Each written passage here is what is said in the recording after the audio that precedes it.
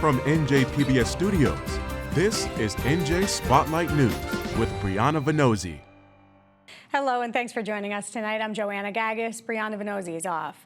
Coming up in the broadcast, it's Election Day for District 11, so who's headed to Congress to fill the seat once held by Governor Mikey Sherrill? Plus, we look at the impact of the CD11 results on the balance of power in Washington. And later, environmental groups are joining the fight against the Immigration Detention Center in Roxbury. But first, a landmark ruling in the case against Live Nation, the concert giant that owns Ticketmaster. A federal jury found the company violated antitrust laws by operating as a monopoly, driving up ticket prices for concertgoers. This verdict could completely reshape the live music industry. The lawsuit was brought by 33 states, including New Jersey and the District of Columbia. In a statement, New Jersey's Attorney General Jennifer Davenport said that Live Nation's practices, quote, made it harder for fans to see their favorite artists and profited at the expense of hardworking New Jerseyans. Well, after this week's verdict, the overseeing judge could decide to break up Live Nation and Ticketmaster, which the states have asked for. Live Nation also faces monetary damages after the jurors found Ticketmaster overcharged consumers by nearly $2 a ticket. During the trial, Live Nation argued it's not a monopoly and it competes aggressively but legally. They're still fighting the liability and damages ruling, and they've said in a statement, quote, the jury's verdict is not the last word on this matter. This case has become a major test of federal antitrust enforcement. A controversial natural gas pipeline that'll run through New Jersey has broken ground in New York. Called the Northeast Supply Enhancement, or NESE, pipeline, the project was stalled in the permitting process for years. But on Tuesday, Trump administration officials celebrated the groundbreaking in Brooklyn, touting the move as a, quote, gigantic win for New York and America. The project finally moved forward after the president negotiated a deal with New York Governor Kathy Hochul, and the Murphy administration subsequently approved air and water permits. Now, 23 miles of the pipeline will run through New Jersey, delivering fracked natural gas from Pennsylvania to New York. No energy will actually be supplied to New Jersey. Environmental groups continue to push back, warning of harm to the Raritan Bay and to the state's overall air and water quality from the Williams Transco compressor station that'll be built in Franklin Township. They're still working to delay construction. Coming up, we get the latest on the special election in New Jersey's 11th Congressional District as voters decide who they're sending to D.C. That's next. Funding for NJ Spotlight News provided by the members of the New Jersey Education Association, making public schools great for every child. Well, it's Election Day in New Jersey's 11th Congressional District, and thousands of voters have already cast their ballots to decide who they're sending to Capitol Hill to fill the House seat left vacant by Governor Mikey Sherrill. Now, 3 candidates are in the race: Democrat Ana Lilia Mejia, Republican Joe Hathaway, and Independent Alan Bond. Today marks the end of a brief but contentious campaign cycle, and in some ways formally kicks off the midterm election season here in New Jersey. Here to break it all down is Micah Rasmussen, director of the Rebovich Institute for New Jersey Politics at Rider University. Micah, great to see you. What do we know about voter turnout so far? Who's voting? How are they showing up? It's 83,000 voters as of noon across all methods of voting have turned out so far. And that's about 15% turnout. But again, we have the rest of the day until that can continue to grow. Where it breaks down is in pre-election day votes, voting by mail and in-person early votes, 21,000 more Democrats voted before today than Republicans. Now, we always know that there's an advantage among Democrats in mail-in votes, but Republicans have to start eating into that in the in-person early voting, that they don't really mind that mode of voting. They kind of like that mode of voting. They didn't succeed in that so far in the pre-election day voting. About 12% more Democrats than Republicans voted in that early voting period. So that brings us to today. Republicans have to make up all those votes, all that margin in today. And right now, what we know is as of noon, Republicans and Democrats are neck and neck in election day voting. And what that means is that Republicans are not really eating into that margin that they have to eat into in that pre-election day voting. Let's just put in perspective, though, how this district was redrawn recently to really favor Democrats. How many more Democrats exist in this District 11 now than did just a few years ago? Yeah, there are about 60,000 more Democrats than Republicans. And to put that into perspective, the last time Mikey Sherrill ran in the old district boundary lines before the map was redrawn, there were about 7,000 more Democrats than Republicans. So this district was drawn, as or many are for Republicans and Democrats, to protect incumbency. And in that case, it was to protect her incumbency. Of course, she's not running this time, so it's protecting the Democrat. And, you know, this could be redrawn again in 2031 after the next census. But for now, it's a big Democratic advantage in this district on this map. And of course, you layer onto top of that the Democratic climate that we see in the state, in last year's gubernatorial race, across the country in special elections, and it really spells some problems that Hathaway really has to overcome if he's got any chance. Just quickly, can you just give us a sense of how this district went in 2024 for President Trump? Yeah, President Trump was about 9 points back in this district. Kamala Harris won the district by about 9 points. And so that was a lot. But Mikey Sherrill won it by even more in her gubernatorial race a year later.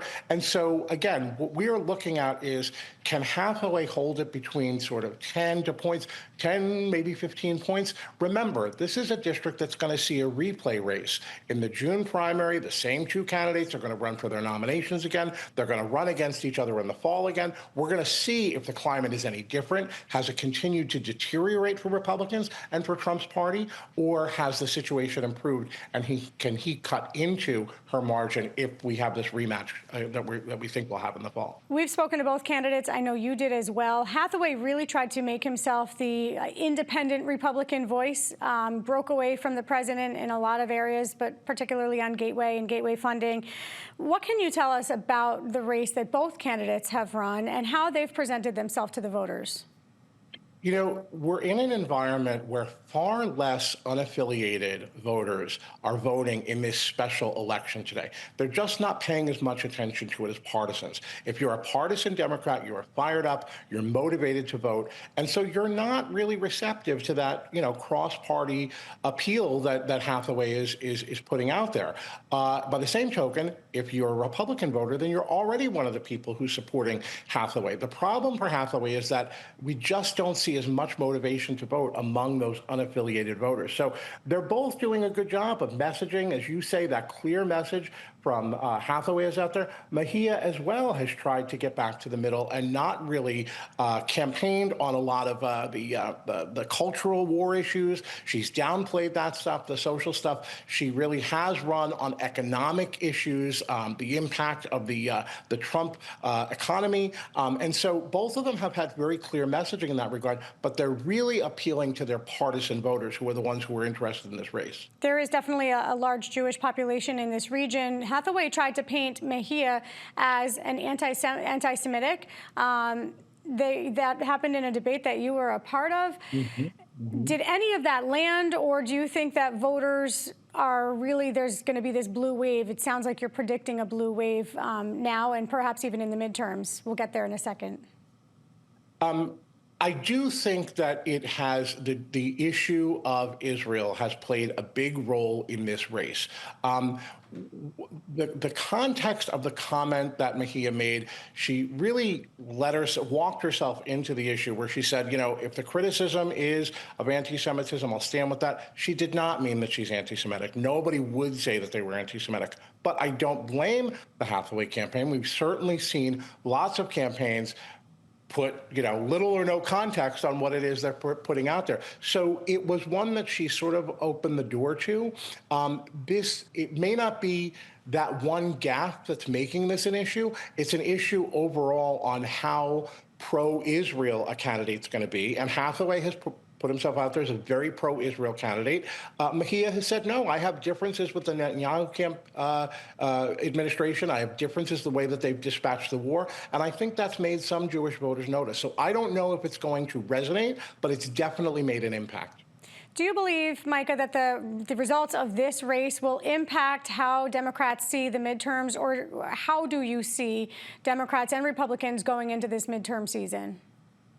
If we get a much bigger margin that some people are saying, well, boy, she could win by 20 or 25 points, that would really open everybody's eyes to a continuing deterioration of the environment for Republicans. If Hathaway manages to hold it 10 to 15 points back, then that's going to show that this is right on par with that national environment and other results we're seeing elsewhere. It really depends on what we see here. But I think certainly if the numbers are really that big for Mejia, being more progressive candidate, if she's getting the kinds of numbers that more moderate candidates are getting, then I think it's going to signal to people like Tom Kean in the neighboring district that this is really something he's already preparing for, a tough environment. It'll signal that the environment may even be tougher than we think that it is. Yeah, and we know there are major primaries happening in District 7 and District 12. Micah Rasmussen, director of the Rebovich Institute at Rider University, thanks for the insight.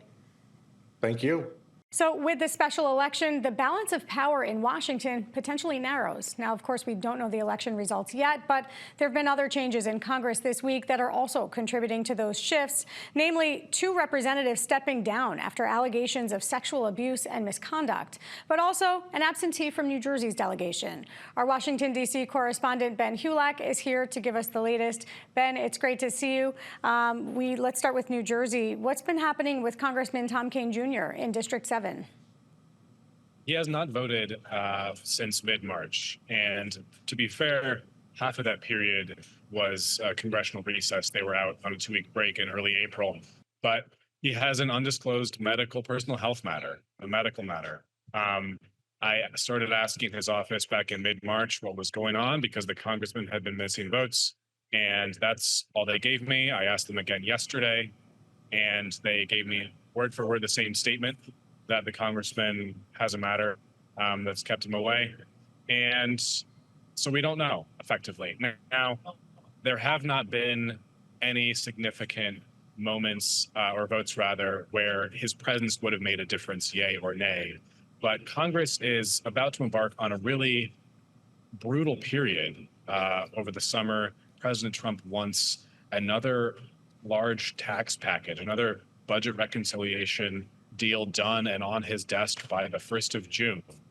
And so if Kean is not back in Washington by then, and reliable Republican vote, that very well could have national implications. What are the numbers as they exist right now, the split Republicans to Democrats in the House? There are 218 Republicans, which is the bare minimum you need in regular circumstances when the House is full to pass anything, and 213 Democrats. And as you pointed out, 2 of those absences, 2 of those vacancies, the 4 vacancies that currently exist are due to these 2 recent resignations. Eric Swalwell of California, a Democrat, and Tony Gonzalez of Texas, a Republican, both stepped down. But things, of course, get more complicated once Mejia is sworn in, assuming she wins, which she likely will. But it's a narrow path for Speaker Johnson to. As of right now, with the 218 to 213, Republicans can only lose 2 votes, right? That's right. If everyone is present and voting yay or nay, that's right. He can lose 2. And he has lost 2 in past votes. Fairly recently, Chris Smith and Jeff Van Drew, almost double-handedly, if you will, tanked a vote, a labor issue. There was a labor bill they didn't like. They held out, and they voted against it, sinking the bill. So the other factor here is Republicans may be more hesitant to pursue certain bills with this tight majority. And of course, then things still need to get through the Senate and be signed into law by the president. So this is really a significant crimp on legislative process. Yeah, you mentioned earlier some of the president's priorities. We're looking at what could potentially be a $70 billion bill for immigration enforcement. What's happening there? Right. This is what Republicans want to do. They want to use a very technical, arduous process called budget reconciliation to pass what at this point appears to be a $70 billion bill. There is no public text on that yet, at least not as of Thursday afternoon.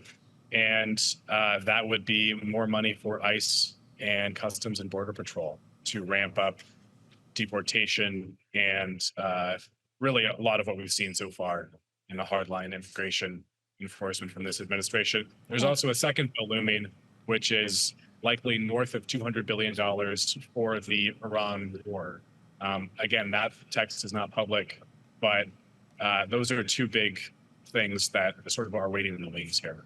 Yeah, and it'll be interesting to see how many Republicans vote in support of that. You also wrote about a New Jersey company, Lockheed Martin, that is looking at a $4.5 billion weapons package. Some folks may not realize just how big and how connected Lockheed Martin is, which is down in Morristown in South Jersey. What's happening with that deal, that package? That package is likely through Congress essentially rubber stamps weapons packages. They are the only weapons package I could find in the history in U.S. history that had been blocked was in the Reagan administration. So these deals happen all the time. This is particularly notable because, as you said, it is a company with strong New Jersey links. I actually asked Congressman Donald Norcross about some recent Lockheed Martin weapons deals, weapons sales that have been finalized in the past few months. And that was actually it's something he tracks. He's on House Armed Services as a committee member, but he was pointing out to me, this is just a massive facility and really big economic force in South Jersey. This is a politically connected company. They cut checks to politicians nationally, statewide, and Lockheed Martin also has donated, as I pointed out in my reporting, to the whatever emerges from the rubble of the East Wing of the White House. So there is a list of corporate donors and personal donors who've given to build this new Donald Trump designed new wing to the White House. Lockheed Martin is on that list. That new ballroom, yeah, that we've been talking about, that everyone's been talking about. You mentioned Congressman Van Drew earlier, and he also has been pushing for a beach replenishment project that you wrote about. Let's start there. I know there's some dredging happening as well, but what's happening with this massive beach replenishment in South Jersey? Yeah, the money is likely through, is already through, I should say. The congressman was touting $99 million worth of funding headed to South Jersey. This is one of a series of projects. This is a project, I believe, for Sea Isle that would unearth, basically, you have engineers who would go into the ocean, unearth volumes of what is effectively ocean material, sand, silt, clay, and then place that in berms and rises to create barriers against further erosion. We've reported a lot at Spotlight for many years about how the economics of beach protection and beach replenishment are just really a losing prospect in many ways. You could certainly make the argument it's good for tourism, but these projects are increasingly expensive. They take years to complete. Then again, if you're Congressman Van Drew or Frank Pallone, another longtime advocate for beach replenishment, you can also say, hey, I'm delivering from my district. And yeah, we know that there are plenty of mayors along the coast who say this is critical to their livelihood, to their shores, to their security. And certainly New Jersey beach towns lost a whole lot of shore this winter with some of the rough storms that we had. We do have to leave it there, but Ben Hulak for us in Washington, D.C., thank you. My pleasure. Remember that Roxbury warehouse that's being turned into an immigrant detention center? Well, a coalition of environmental groups is asking to lend their voice to the legal fight to stop it. 9 organizations, together with a group of residents, asked the federal court this week if they could file an amicus brief in support of the lawsuit originally brought by the Attorney General and the Roxbury Township. Now, that lawsuit seeks a preliminary injunction to stop the DHS and ICE plan. Well, these groups say that plan would have devastating environmental impacts because of the warehouse location in the New Jersey Highlands, which is a protected area of land surrounding a major water supply. I'm joined now by the leader of one of those groups, Julia Summers, who's the executive director of the New Jersey Highlands Coalition. Julia, welcome to the show. Thanks so much for being with us. Just put this into context for us. Help us understand, what is the New Jersey Highlands region?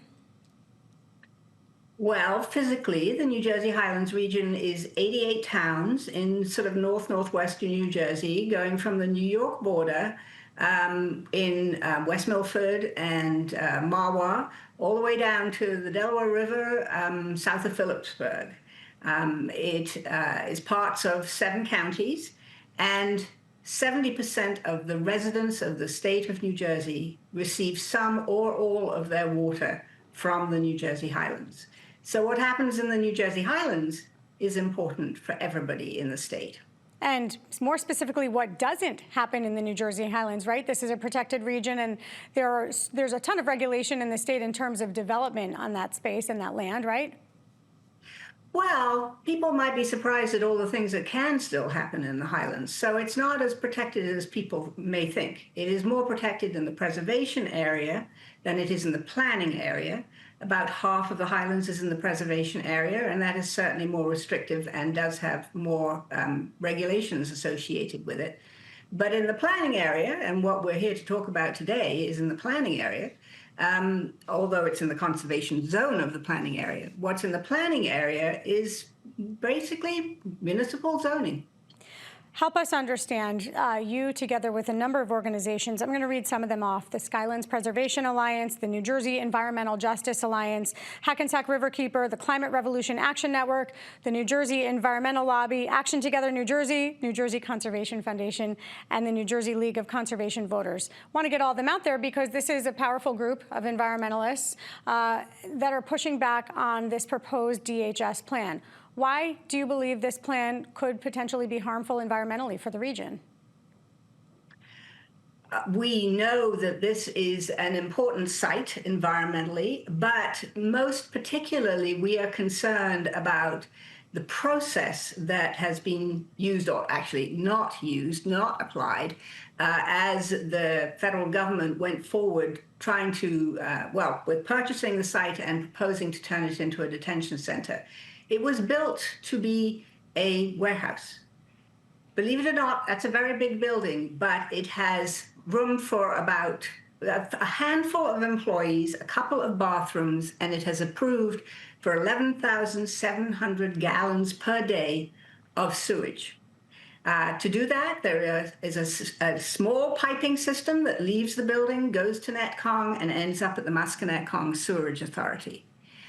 All of that would have been revealed to the government had they followed the process that the federal government is required to follow when they make decisions like this, which is known as the NEPA progress, National Environmental Policy Act. Julia, can I jump in here? Because I think the point you're making is that with a facility that large, and there are only 4, as we understand it, toilets right now, that would need to be expanded exponentially. Are you saying the sewage system is not equipped to handle that type of expansion for the number of people that could fit there in an immigrant detention center? You said it exactly. You know, they anticipate up to 1,500 detainees possibly being in this building, although a building of this size could actually handle a lot more than that. It's hard to imagine they would only use part of the site. But if the 1,500 detainees were used on this site, it would require close to 150,000 gallons of sewage a day, not 11,700. And there simply isn't the infrastructure to get that off the site. There also isn't the water available to provide the needs of a facility that they're talking about. But we're not even really debating that.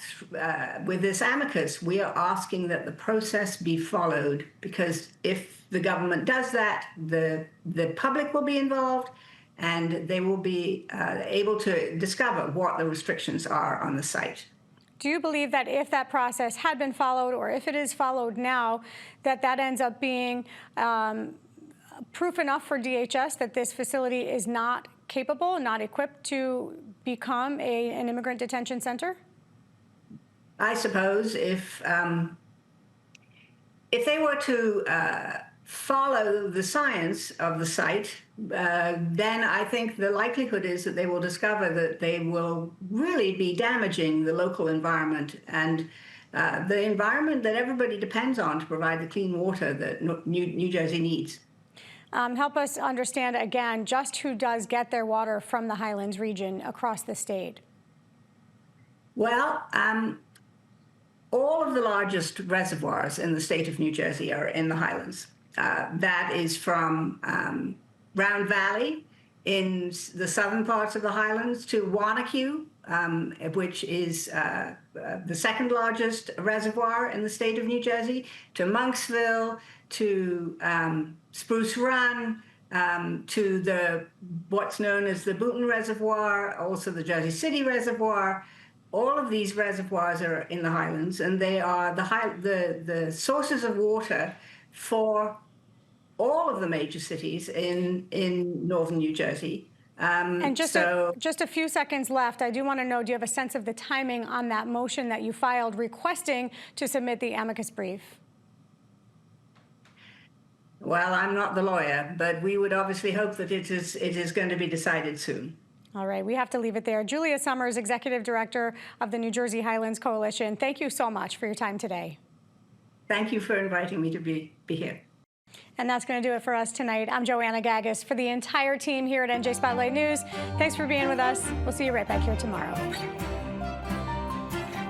NJM Insurance Group, serving the insurance needs of residents and businesses for more than 100 years. NJM Insurance Group has been serving New Jersey businesses for over a century. As part of the Garden State, we help companies keep their vehicles on the road, employees on the job, and projects on track. Working to protect employees from illness and injury, to keep goods and services moving across the state. We're proud to be part of New Jersey. NJM, we've got New Jersey covered.